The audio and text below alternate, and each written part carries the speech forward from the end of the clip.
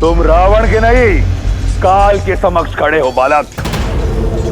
लंका के समुद्र को रघुकुल के रक्त से लाल रंग दूंगा।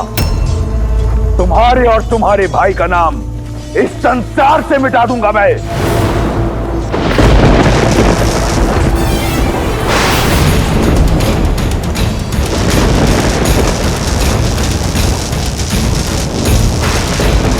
अब देखो काल को ललकारने का परिणाम।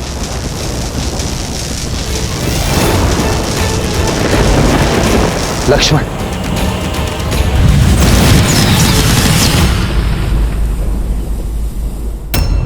तुम्हें क्या लगा वनवासी कि मैं भी रणभूमि छोड़ के चला गया? अंदेशा था मुझे कि ये छल अवश्य तुमने ही किया है प्रहास्त। अभी द्वंद्व समाप्त नहीं हुआ है। किसी को नहीं बचा पाओगे राम, ना अपनी सेना को, ना अपने आप को, ना अपने छोटे भाई को, जो लंकेश के हाथों आज नर्क जाएगा। यदि मेरे लक्ष्मण को आवश्यकता हो तो राम के वहां पहुंचने में काल भी बाधा नहीं बन सकता।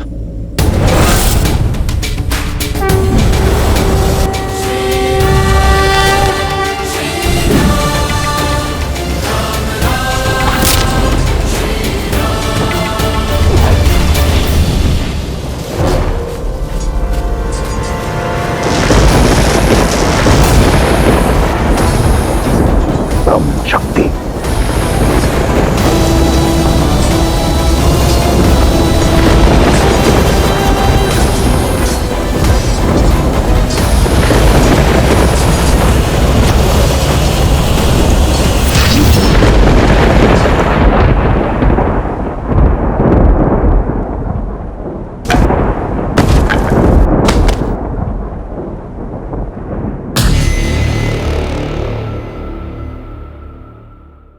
कहा था तुम्हें बालक, मेरा समय व्यर्थ मत करो। अब तनिक तुम्हारे भाई को भी यमराज के दर्शन करवाऊं। वनवासी कहां हो तुम?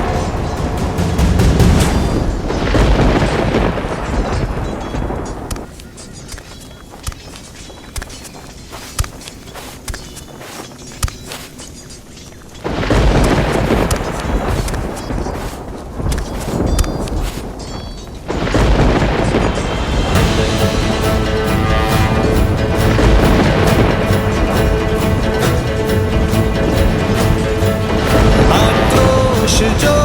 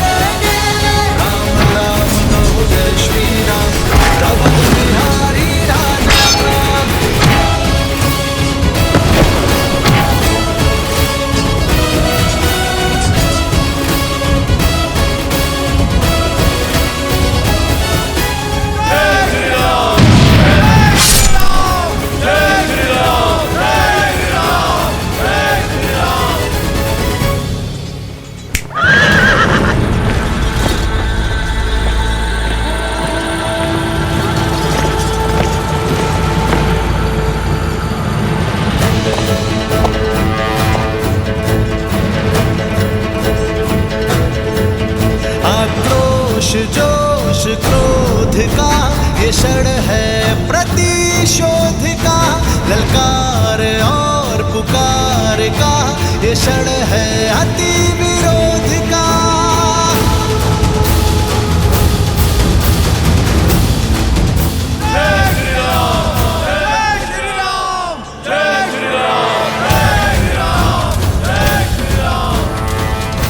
राम राम राम, जिस राम की रट से लंका का तट गूंज रहा है, कायर है तुम्हारा वो राम। देखो कैसे लंकेश के पैसे रण छोड़कर जा रहा है। ये युद्ध है, महायुद्ध है, राम शांत रावण क्रुद्ध है, क्रुद्ध है।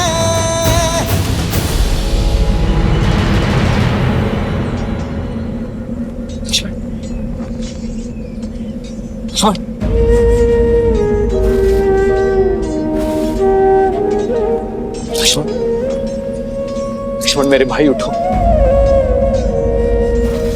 लक्ष्मण, लक्ष्मण,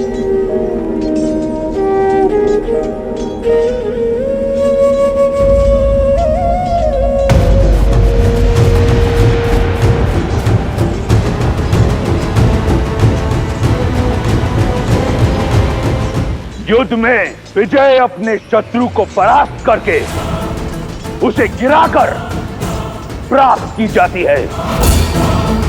गिरे हुए साथी की सहायता करने में समय जो व्यर्थ करे वो युद्ध कभी नहीं जीत सकता।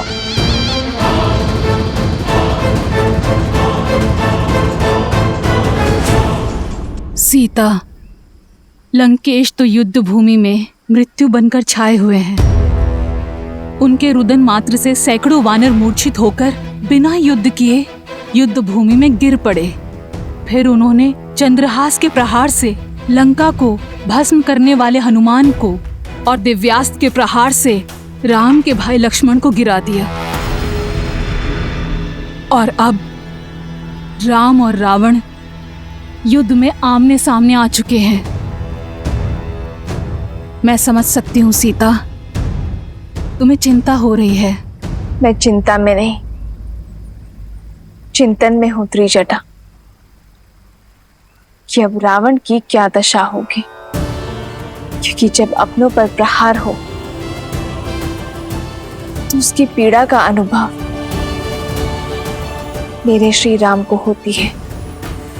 चंद्रहास भले ही भक्त हनुमान पर चला हो, किंतु उसकी पीड़ा मेरे श्री राम को हुई है त्रिजटा। दिव्यास्त्र ने भले ही लक्ष्मण भैया को भेदा हो, किंतु उससे छलनी होने वाले मेरे श्री राम हैं। और जब मेरे श्री राम अपनों की पीड़ा का प्रतिकार लेंगे तो वार भी रावण पर होगा और पीड़ा भी रावण को होगी। सज रहना लंकावासी, जिस अधर्म ने श्री राम के विरुद्ध सर उठाया है, वो या तो बिना शीश के लौटेगा या बिना सम्मान के। एक गिरे हुए को उठाने के लिए अपने ही प्राण दांव पर लगा दिए। मूर्ख वनवासी, अब लंकेश को एक कायर की पीठ पर वार करना होगा। जिसे तुम कायरता कह रहे हो वही वास्तविक साहस है रावण। और पीड़ा में फंसे भाई को सहारा देना एक भाई का कर्तव्य है। एक में वीर योद्धा का गौरव और दूसरे में भाई की गरिमा है। पर तुम ये नहीं समझोगे रावण, क्योंकि तुम में ना ही एक वीर योद्धा का गौरव है और ना ही भाई की गरिमा। लक्ष्मण, लक्ष्मण मेरे भाई उठो।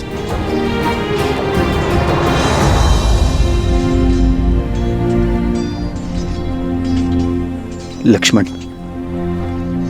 उठो, उठो लक्ष्मण, उठो। उठो लक्ष्मण। लक्ष्मण, मुझे क्षमा कर दीजिए भैया। मैंने आपको अपने आप को निराश कर दी। कैसी निराशा लक्ष्मण? तुमने तो मुझे गर्वित किया है। गर्व है मुझे तुम पर, तुम्हारे शौर्य पर। तुमने उसका डटकर सामना किया जिसके आगे काल भी पराजित हो गया। उठो लक्ष्मण, उठो।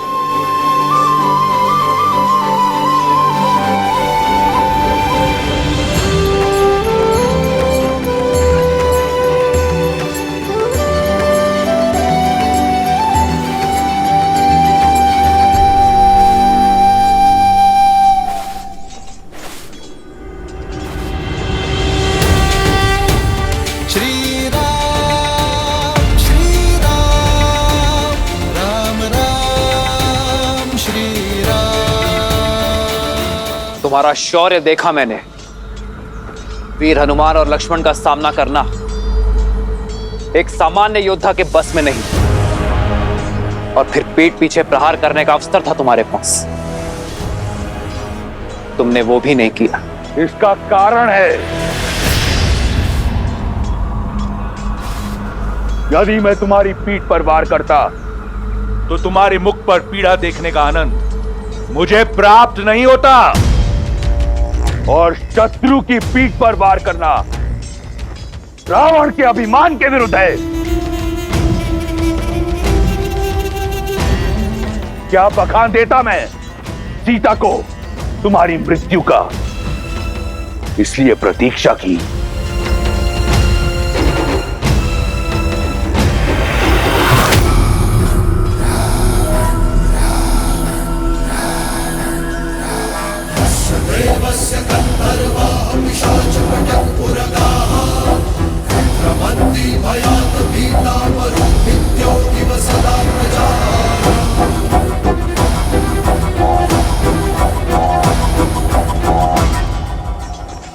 पहले मुझे तुम पर बहुत क्रोध आता था, परंतु अब दया आती है, कौतूल भी। और प्रशंसा तो मुझे तुम्हारी करनी चाहिए। मैं अपना लक्ष्य साधूं उससे पूर्व तुमने अपनी प्रशंसा की ढाल तैयार कर ली। क्या सोचा, मेरी मीठी मीठी प्रशंसा कर सीता तुम्हें एक बार फिर मिल जाएगी? पहले संधि का प्रस्ताव और अब प्रशंसा। तुमने मुझे घोर अचंभित कर दिया है वनवासी। अचंभित तो तुमने मुझे किया है राक्षस राज, जिसने अपनी शक्ति और भक्ति से तीनों लोक जीते, 10 दिशाओं में मान बनाया, जिसने अपने शौर्य के बल पर यमलोक पर विजय पताका लहराई। वो लंकापति राक्षस राज रावण आज सब कुछ खोने को तत्पर है, वो भी केवल अपने स्वार्थ के लिए, केवल अपने अभिमान के लिए। सही कहा तुमने, अभिमानी हूं मैं, परंतु अभिमान बल से, शक्ति से अर्जित किया जाता है। इस विषय में तुम क्या जानो वनवासी? तुम्हारे पास रहने को घर तक नहीं है। मित्रों और सहयोगियों के नाम पर कुछ वानर और मूर्खतावश देखो तुम दशानन से बैर कर बैठे।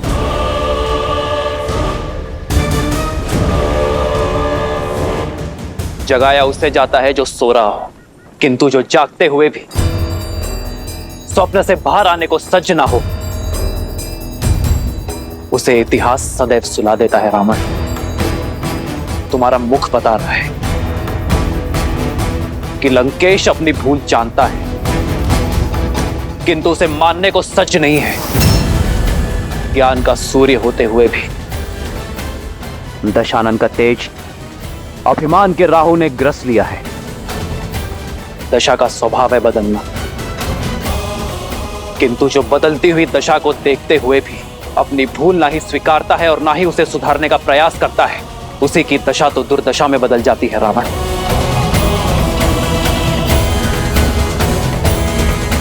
अब तुम्हारी दुर्दशा आरंभ हो गई है राक्षस राज। प्रतीत होता है कि कई वर्षों से तुमने अपना प्रतिबिंब नहीं देखा। आओ, तुम्हें दर्पण दिखाता हूं। राजा राजा कहलाते हो, परंतु निष्कासित हो। राजकुमार हो, परंतु वल्कल पहनते हो। स्वयं को योद्धा मानते हो, परंतु युद्ध भूमि में पीठ दिखाते हो। पत्नी को खो दिया, प्रजा को खो दिया, राज को खो दिया, और कहते हो कि दुर्दशा मेरी आरंभ हो रही है।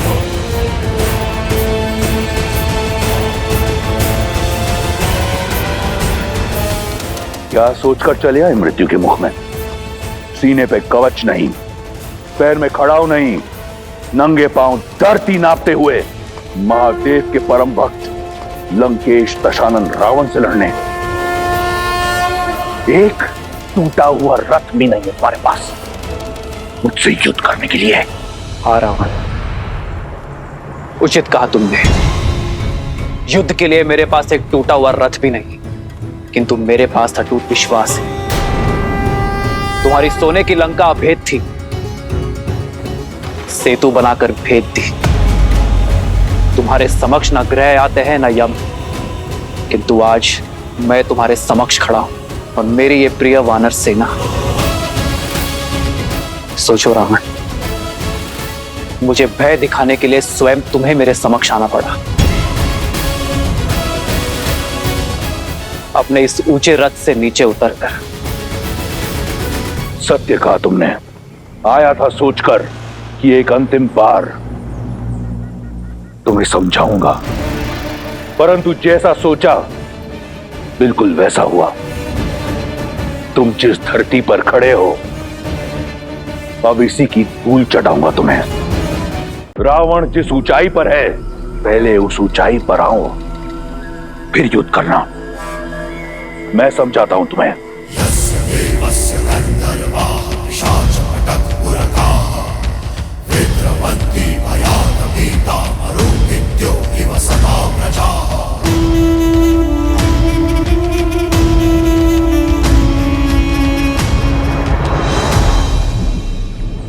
जय श्री राम। जय श्री राम। ये हनुमान अब क्या करने वाले?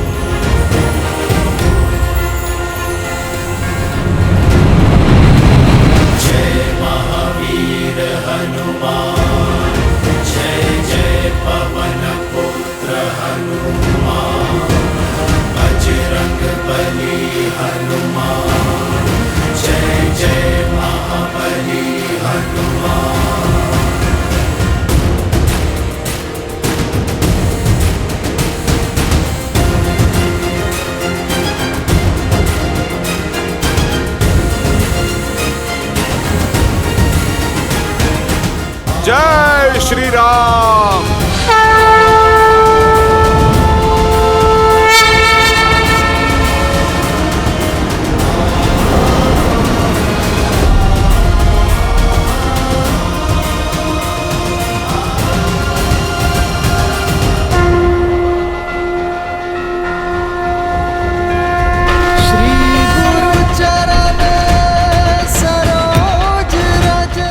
प्रभु, आपका सेवक आपका योद्धा बनके लड़ने का सौभाग्य पा चुका है।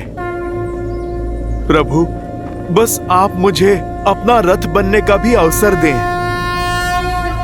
जय हनुमान ज्ञान गुण सागर, जय कपीस तिहु लोक उजागर, रामदूत अतुलित बल धामा, अंजनी पुत्र पवन सुत नामा, राम दुआरे तुम रखवारे, होत न आज्ञा बिनु पैसारे, आपन तेज सम्हारो आपै, तीनों लोक हाथ कै कापै। जय श्री राम, जय श्री राम, जय श्री राम, जय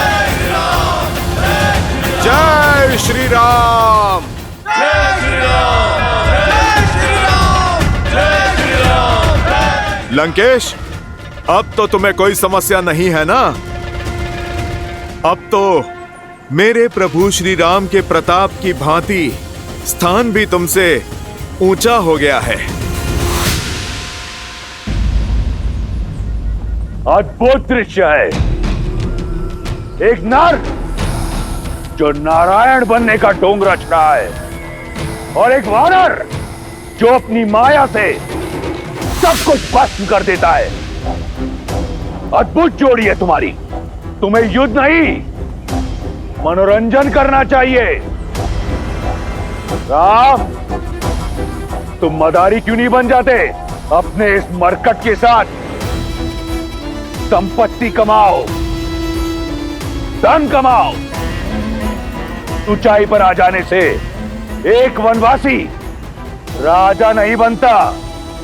यदि स्वयं को समान मानते हो, स्वयं को वीर मानते हो, तो आओ मुझसे युद्ध करो, दिखाओ अपना बल और संभालो मेरा प्रहार। आज मैं तुम्हें और तुम्हारे रथ बने वानर दोनों को ढेर कर दूंगा। सावधान। ये युद्ध है